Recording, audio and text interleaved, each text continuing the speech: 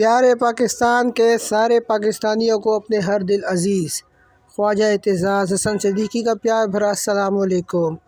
کیسے ہیں سب دوست؟ ٹھیک ٹھاک ہیں دوستو؟ پچھلی ویڈیو میں نے گوگل ٹرانسلیٹر کو استعمال کرنے کا طریقہ آپ کو بتایا تھا۔ اب جو ہم ویڈیو آج بنانے جا رہے ہیں اس میں ہم گوگل ٹرانسلیٹر سے میسیجز سنیں گے، اور میسیجز میں ہمارے پاس کچھ میسیجز ہیں جو کہ قرآن پاک کے درس کے حوالے سے ہے۔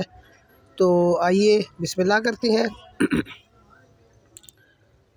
دوستو آج ہم جس قرآن پاک کی سورہ مبارکہ کا درس حاصل کرنے جا رہے ہیں، جس کا خلاصہ سننے جا رہے ہیں اور جو معلومات حاصل کرنے جا رہے ہیں وہ سورہ الفاتحہ ہے۔ تو بغیر وقت کو ضائع کیے ویڈیو شروع کرتی ہیں۔ اور دوستو ایک بات میں آپ لوگوں کو بتاتا جاؤں، چونکہ میں نے اس میں سیٹنگ اردو کی رکھی ہوئی ہے، تو عربی کے جو الفاظ آئیں گے وہ شاید یہ ٹھیک طریقے سے ادا نہ کر پائے، کیونکہ اردو کی سیٹنگ ہے۔ تو آپ نے اردو کی طرف توجہ زیادہ دینی ہے، اور انشاءاللہ ہمیں اس سے بہت معلومات حاصل ہونے والی ہے۔ آئیے ویڈیو شروع کرتی ہیں۔ آپ دیکھ سکتے ہیں میں نے میسیج پیسٹ کر لیا ہے۔ میسیج کس طرح سے پیسٹ کرنا ہے وہ سارا طریقہ میری پچھلی ویڈیو میں موجود ہے، میں اس کا لنک ڈسکرپشن میں دے دوں گا۔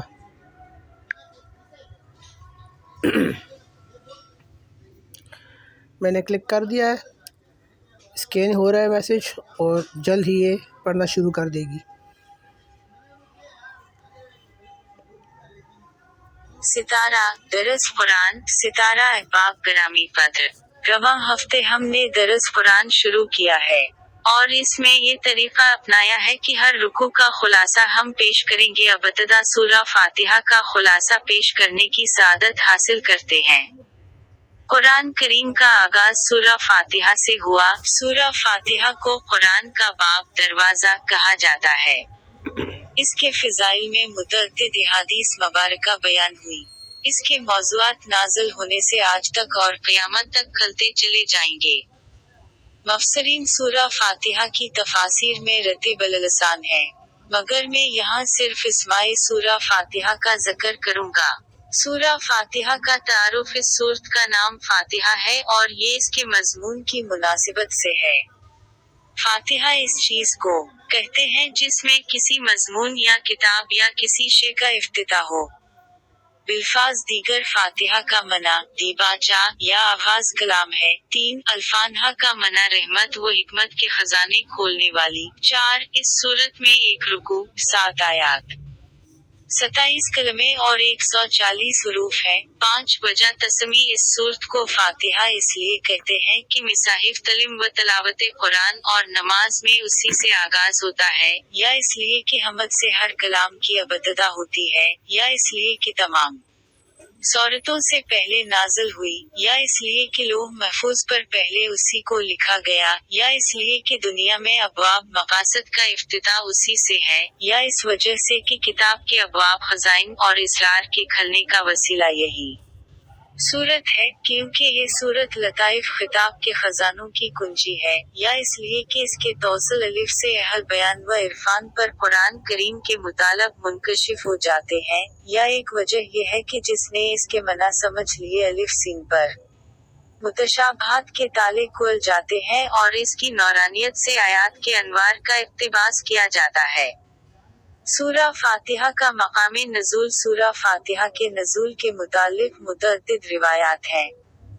بعض روایات سے معلوم ہوتا ہے کہ سورہ فاتحہ مکہ میں نازل ہوئی، اور بعض روایات سے ثابت ہوتا ہے کہ مدینہ میں نازل ہوئی۔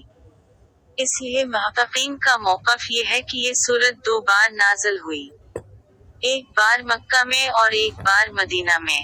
علامہ جلال الدین سیوطی نے العدد المنصور میں ان تمام روایات کو جمع کیا ہے۔ وہ لکھتے ہیں، واحد یہ نے اسباب النزول اور ثعلبی نے اپنی تفسیر میں حضرت علی سے روایت کیا کہ سورہ فاتحہ مکہ میں ایک خزانہ سے نازل ہوئی جو عرش کے نیچے ہے۔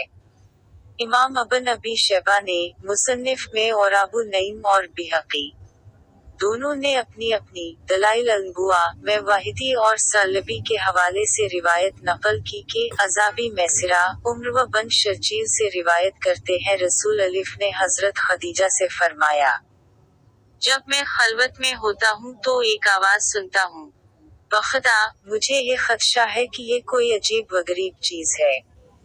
حضرت خدیجہ نے کہا، معاذ الف تعالیٰ آپ کے ساتھ ایسا نہیں کرے گا، بخدا آپ امانت کو ادا کرتے ہیں، صلح رحمی کرتے ہیں، سچ بولتے ہیں۔ اسی اثنا میں ابو بکر آئے، اس وقت گھر میں رسول الف نہیں تھے۔ حضرت خدیجہ نے ان کو بتایا کہ رسول الف نے یہ فرمایا ہے اور کہا آپ محمد کے ساتھ ورقہ بن نوفل کے پاس جائیں۔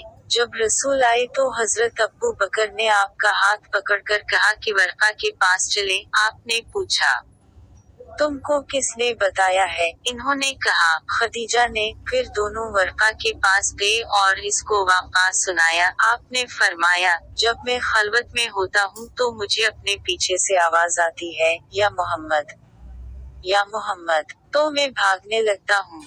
ورقہ نے کہا، آپ ایسا نہ کریں، جب آپ کے پاس یہ آواز آئی تو آپ ٹھہرے رہیں اور سنیں کہ وہ کیا کہتا ہے۔ پھر مجھے آ کر بتائیں۔ پھر جب آپ خلوت میں تھے تو آپ کو آواز آئی، یا محمد کہیے۔ بسم اللہ الرحمن الرحیم، الحمد للہ رب العالمین، اور اس نے ولا الزالین تک پڑھا اور کہا کہیے لا الہ الا اللہ۔ پھر آپ ورقہ کے پاس گئے اور یہ واقعہ سنایا۔ ورقہ نے کہا، آپ کو بشارت ہو، میں گواہی دیتا ہوں کہ آپ وہی ہیں جن کے آنے کی ان مریم کو بشارت دی گئی تھی، اور آپ کے پاس حضرت موسی کے ناموس کی مسل ہے اور آپ نبی مرسل ہیں۔ امام ابو نعیم نے دلائل النبوہ میں اپنی سند کے ساتھ روایت کیا کہ جب بنو سلمہ کے جو ان مسلمان ہوئے اور عمرو بن جموع کا بیٹا مسلمان ہوا تو عمرو کی بیوی نے عمرو سے کہا، تم اپنے بیٹے سے پوچھو وہ اس شخص سے کیا روایت کرتا ہے۔ عمرو نے اپنے بیٹے سے کہا، مجھے اس شخص کا کلام سناؤ۔ تواس کے بیٹے نے پڑھا، الحمد للہ رب العالمین، اور صراط المستقیم تک پڑھا۔ اس نے کہا کہ کتنا حسین اور جمیل کلام ہے، کیا اس کا سارا کلام اسی طرح ہے؟ اس کے بیٹے نے کہا، اے ابا، اس سے بھی زیادہ حسین ہے اور یہ ہجرت سے پہلے کا واقعہ ہے۔ ان تینوں روایات سے معلوم ہوتا ہے کہ سورہ فاتحہ مکہ میں نازل ہوئی۔ امام ابن ابی شیبہ نے مصنف میں، ابو سعید بن عرابی نے مجم میں اور طبرانی نے اوسط میں مجاہد کی سند سے حضرت ابو ہریرہ سے روایت کیا کہ جب فاتحہ الکتاب نازل ہوئی تو ابلیس خوب رویا اور یہ مدینہ میں نازل ہوا۔ وکی اور فریبی نے اپنی تفاسیر میں، ابو بکر بن امباری نے فضائل القرآن میں، اور امام ابن ابی شیبہ نے مصنف میں، ابن حمید اور ابن منظر نے اپنی تفسیر میں، ابو بکر بن امباری نے کتاب المصاحف میں، ابو نعیم نے حلیہ میں مجاہد سے روایت کیا ہے کہ فاتحہ الکتاب مدینہ میں نازل ہوئی۔ سورہ فاتحہ کے اسما، سورہ فاتحہ کے متعدد اسما ہیں، اور کسی چیز کے زیادہ اسما اس چیز کی فضیلت اور شرف پر دلالت کرتے ہیں۔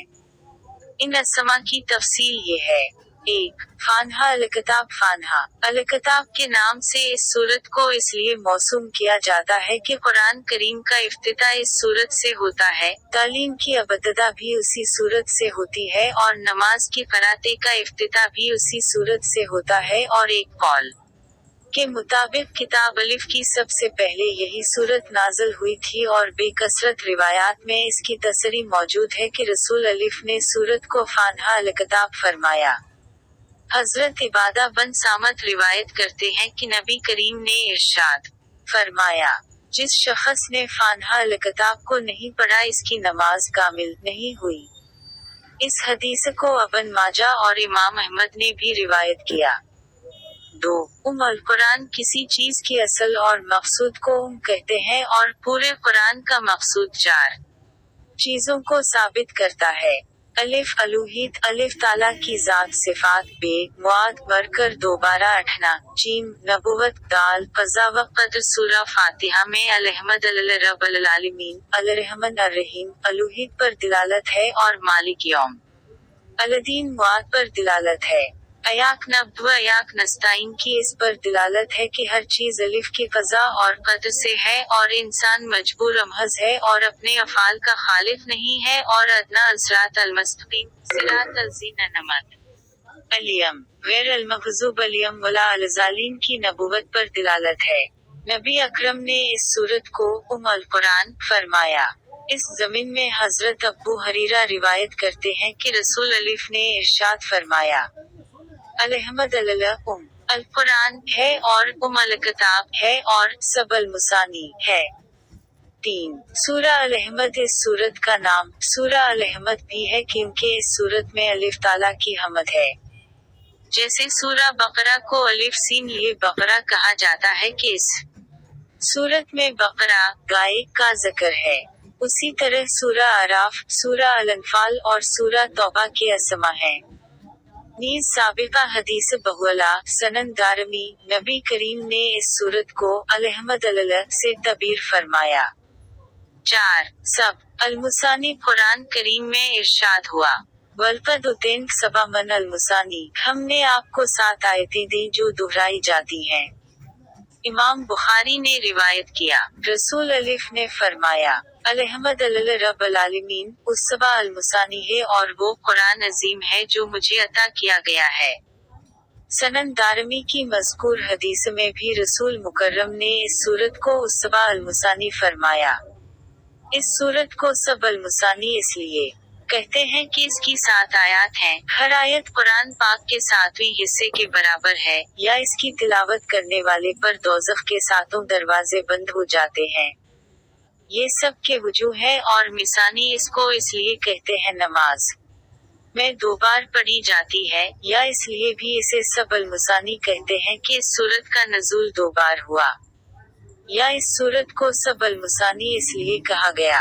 1. इस सूरत में नसिफ अलिफ ताला की सना है और नसिफ में अलिफ से दुआ है। 2. हर 2 रिकत नमाज में इसको 2 बार पढ़ा जाता है।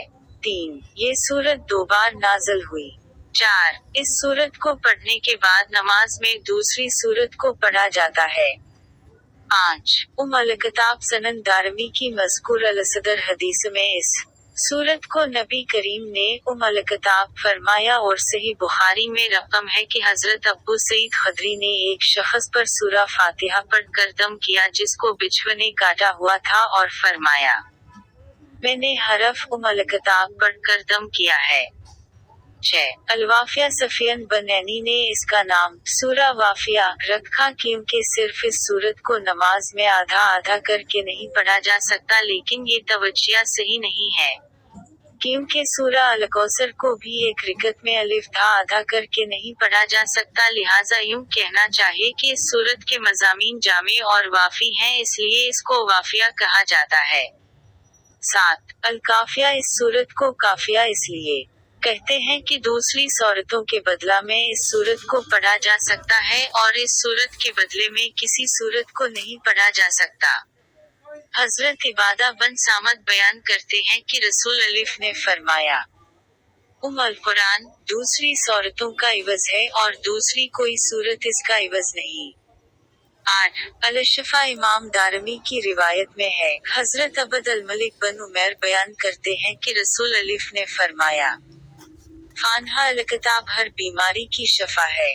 इस सूरत में अमराज जिस्मानी व रूहानी दोनों का इलाज मौजूद है क्योंकि अलिफ ताला ने मुनाफिकीन के बारे इरशाद फरमाया, फी क़ुलूबिहिम मरज़, इनके दिलों में बीमारी है। और इस सूरत में उसूल व फरूक का ज़िक्र है, जिनके तकाज़ों पर अमल करने से रूहानी अमराज में शफा हासिल होती है, और इस सूरत में अलिफ तबारक व ताला की सना और अलिफ से दुआ है, जिससे जिस्मानी और दीगर हर किस्म की बीमारियों के लिए शफा हासिल होती है।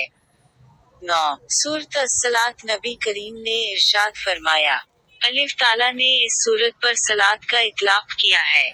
इमाम मुस्लिम ने अबू हरीरा से रिवायत किया है, मैंने रसूल कोया फरमाते हुए सुना है, अलिफ फरमाता है कि नमाज सूरा फातिहा को मेरे बंदा के दरमियान आधा आधा तकसीम किया गया है और मेरे बंदे के लिए वो है जिसका वो सवालाम करे, बस जब बंदा कहता है अलहमद اللہ رب العالمین تومی کہتا ہوں، بندے نے میری حمد کی۔ 10 سورۃ الدا یہ سورت الف تعالیٰ کی حمد و ثنا سے شروع ہوتی ہے، پھر بندے کی عبادت کا ذکر ہے، پھر الف تعالیٰ سے صراط مستقیم پر ثابت قدم رہنے کی دعا ہے۔ دعا اور سوال کا یہی اسلوب ہے کہ پہلے داتا کی حمد و ثنا بیان کی جائے، پھر دست طلب بڑھایا جائے۔ قرآن کریم کی دوسری مثالوں کو دیکھیے۔ حضرت ابراہیم نے پہلے الف تعالیٰ کی حمد و ثنا بیان کی، پھر اپنے لیے دعا کی۔ الزی خلقنی نود مدین والزی ہو یتمنی ویسقین واجالنی من ورثہ جنت النعیم۔ وہ جس نے مجھے پیدا کیا تو وہی مجھے ہدایت دیتا ہے، اور وہی مجھے کھلاتا اور پلاتا ہے، اور جب میں بیمار ہو جاؤں تو وہی مجھے شفا دیتا ہے، اور وہی مجھے وفات دے گا اور پھر زندہ فرمائے گا، اور اسی سے مجھے امید ہے کہ قیامت کے دن وہی میری خطائیں معاف فرمائے گا۔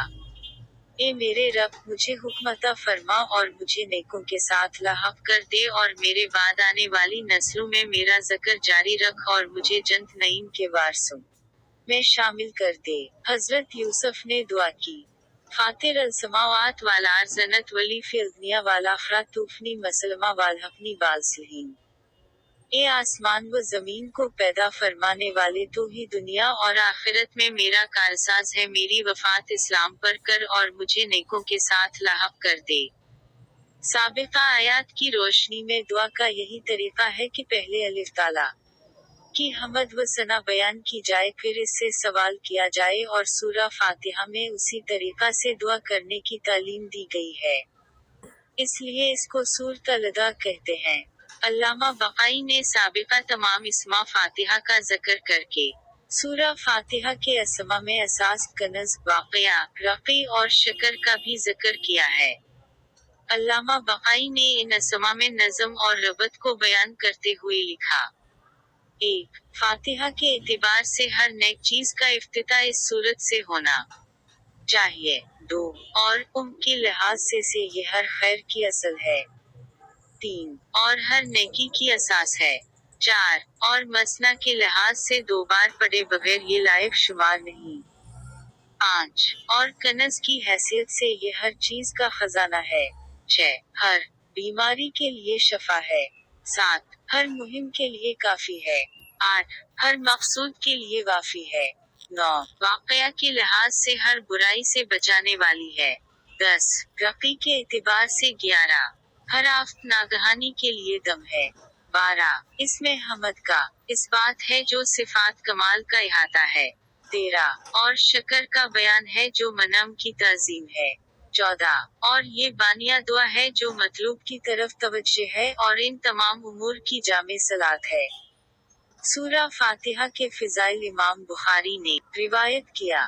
حضرت ابو سعید بن مالی بیان کرتے ہیں کہ میں نماز پڑھ رہا تھا، دوران نماز نبی اکرم نے مجھے بلایا، میں حاضر نہ ہوا، میں نے عرض کی، یا رسول الف، میں اس وقت نماز پڑھ رہا تھا، تو آپ نے فرمایا، کیا؟ الف تعالیٰ نے یہ نہیں فرمایا استجیبوا الف والرسول اذا دعاکم، الف اور رسول کے بلانے پر فوراً حاضر ہو جاؤ۔ پھر فرمایا، سنو، میں تم کو مسجد سے باہر نکلنے سے پہلے قرآن کی سب سے عظیم سورت کی تعلیم دوں گا۔ پھر میرا ہاتھ پکڑ لیا، جب ہم نے باہر نکلنے کا ارادہ کیا تو میں نے عرض کی، یا رسول الف۔ آپ نے فرمایا تھا، میں تم کو قرآن کی سب سے عظیم سورت کی تعلیم دوں گا۔ آپ نے فرمایا، الحمد للہ رب العالمین، یہ سب مثانی ہے، اور وہ قرآن عظیم ہے جو مجھے دیا گیا ہے۔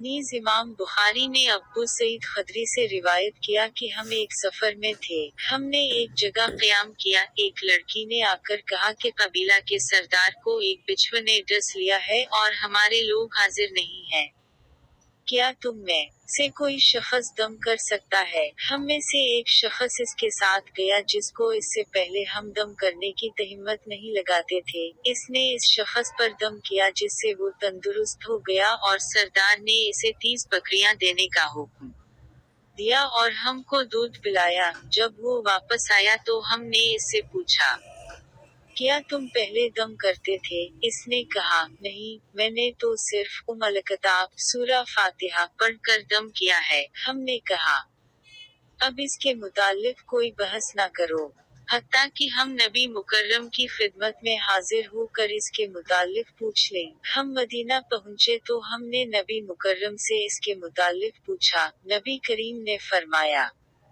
اس کو کیا معلوم کہ یہ دم ہے، ان بکریوں کی تقسیم کرو اور ان میں سے میرا حصہ بھی نکالو۔ حضرت ابو ہریرہ بیان کرتے ہیں کہ رسول الف نے فرمایا، الف تعالیٰ فرماتا ہے کہ میرے اور میرے بندے کے درمیان صلاۃ سورہ فاتحہ کو آدھا آدھا تقسیم کر دیا گیا ہے، اور میرے بندے کے لیے وہ چیز ہے جس کا وہ سوال کرے، اور جب وہ کہتا ہے الحمد للہ رب العالمین تو تعالیٰ فرماتا ہے کہ میرے بندے نے میری حمد کی، اور جب وہ کہتا ہے الرحمن الرحیم تو الف تعالیٰ فرماتا ہے کہ میرے بندے نے میری ثنا کی، اور جب وہ کہتا ہے مالک یوم الدین تو الف تعالیٰ فرماتا ہے کہ میرے بندے نے میری تعظیم کی، اور ایک بار فرمایا میرے بندے نے خود کو میرے سپرد کر دیا، اور جب وہ کہتا ہے ایاک نعبد و ایاک نستعین تو الف تعالیٰ فرماتا ہے کہ یہ میرے اور میرے بندے کے درمیان ہے، اور میرے بندے کے لیے وہ ہے جس کا وہ سوال کرے، اور جب وہ کہتا ہے ادنا الصراط المستقیم صراط الذین انعمت علیہم غیر المغضوب علیہم ولا الضالین تو الف تعالیٰ فرماتا ہے کہ یہ میرے بندے کے لیے ہے، اور میرے بندے کے لیے وہ چیز ہے جس کا وہ سوال کرے۔ سنن نسائی کی روایت میں ہے، حضرت عباس سے روایت ہے کہ جس وقت جبرائیل نبی مکرم کے پاس بیٹھے ہوئے تھے تو انہوں نے اوپر کی جانب سے ایک چرچراہٹ کی آواز سنی۔ حضرت جبرائیل نے کہا کہ یہ آسمان کا ایک دروازہ ہے جو آج کھولا گیا ہے، اور آج سے پہلے کبھی نہیں کھولا گیا۔ اس دروازے سے ایک فرشتہ نازل ہو الف۔ حضرت جبرائیل نے کہا، یہ فرشتہ جو زمین کی طرف نازل ہوا ہے، یہ آج سے پہلے کبھی نازل نہیں ہوا تھا۔ اس فرشتے نے آ کر سلام کیا اور کہا، آپ کو دو نوروں کی بشارت ہو جو آپ کو دے گئے ہیں اور آپ سے پہلے کسی نبی کو نہیں دے گئے، ایک فاتحہ الکتاب اور دوسرا سورہ البقرہ کی آخری آیتیں ہیں، ان میں سے جس حروف کو بھی آپ پڑھیں گے وہ آپ کو دے دیا جائے گا۔ حضرت ابی بن کعب سے روایت ہے کہ حضور اکرم نے ارشاد فرمایا، الف تعالیٰ نے تورات اور انجیل میں القرآن کی مثل کوئی سورت نازل نہیں فرمائی۔ شعیب لیمان کی روایت میں ہے کہ نبی کریم نے ارشاد فرمایا، سورہ فاتحہ ہر مرض کے لیے شفا ہے۔ سورہ فاتحہ کے مضامین سورہ فاتحہ کے مندرجہ ذیل مضامین ہیں۔ 1. اس سورت میں الف تعالیٰ کی حمد و ثنا کا بیان ہے۔ 2. الف تعالیٰ کے رب ہونے، اس کے رحمان اور رحیم ہونے، نیز مخلوق کے مرنے کے بعد دوبارہ زندہ کیے جانے اور قیامت کے دن ان کے اعمال کی جزا ملنے کا ذکر ہے۔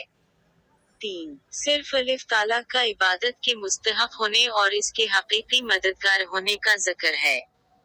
4. دعا کے آداب کا بیان اور الف تعالیٰ سے دین حق اور صراط مستقیم کی طرف ہدایت ملنے، نیک لوگوں کے مال سے موافقت اور گمراہوں سے اجتناب کی دعا مانگنے کی تعلیم ہے۔ مندرجہ ذیل سطور میں سورہ فاتحہ کے اجمالی مضامین کا ذکر ہے، حالانکہ اس سورت کی تفسیر کے بارے میں متعدد صحابہ کرام، تابعین و تبع تابعین کے اقوال منقول ہیں۔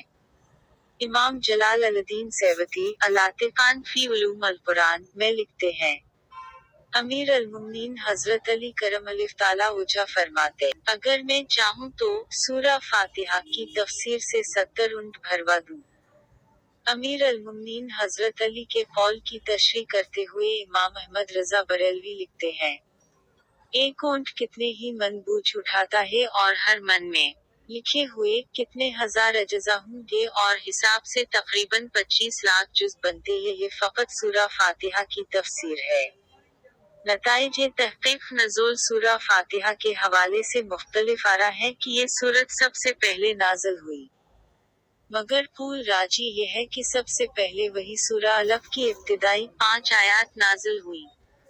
سورہ فاتحہ 2 مرتبہ نازل ہوئی، ایک مکہ میں اور دوسری بار مدینہ میں، اور اسی بات پر محققین و مفسرین کا اجماع ہے۔ سورہ فاتحہ کا ایک رکوع، 7 آیات، 27 کلمے اور 140 حروف ہیں۔ فضائل و مناقب کے حوالے سے یہ سورت بہت اہمیت کی حامل ہے۔ इस सूरत को 22 से जायद नामों से मौसूम किया जाता है और इनमें से अक्सर नाम अहादीस मुबारका से ही महफूज है। सूरा फातिहा की आयात में फ़क़हा का इख्तिलाफ है। शोफा और हनाबला के नज़दीक बसमिल्लाह अर्रहमान अर्रहीम सूरा फातिहा का जुज़ है और इस समेत सूरा फातिहा की 7 आयात हैं, जबकि हनाफ और मालिकी के नज़दीक बसमिल्लाह अर्रहमान अर्रहीम सूरा फातिहा का जुज़ नहीं है। इनके नज़दीक सिरात अल-ज़ीन अनमत अल-यम एक आयत है और अवल अल-ज़िक्र के नज़दीक सिरात अल-ज़ीन अनमत अल-यम गैर अल-मग़ज़ूब अल-यम वलाल-ज़ालिन मिलकर एक आयत है। बिज़म चश्तिया फाज़िया गढ़ी शरीफ। जी तो नाज़रीन, आपको मेरी वीडियो पसंद आई? पसंद आने पर मेरी वीडियो को लाइक कीजिए, सब्सक्राइब कीजिए। इंशाअल्लाह अगली वीडियो हम सूरह अल बकरा पर बनाएंगे और कोशिश करेंगे कि वीडियो मुख्तसर हो। तब तक के लिए इजाज़त दीजिए। अल्लाह निगहबान।